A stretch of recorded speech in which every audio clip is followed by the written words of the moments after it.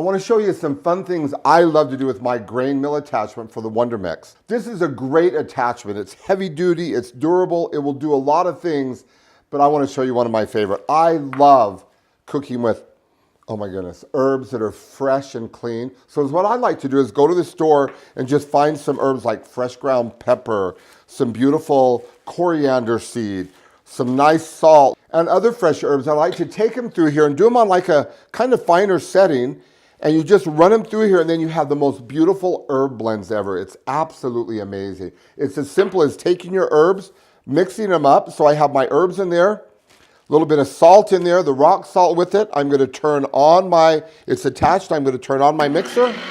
I'm going to drop this in there.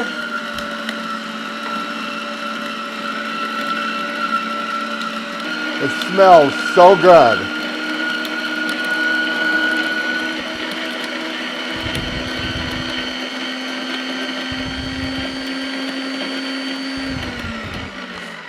And just like that, I have a bowl, oh my goodness, of fresh ground herbs. The possibilities are endless what you can do with herbs and spices in your grinder.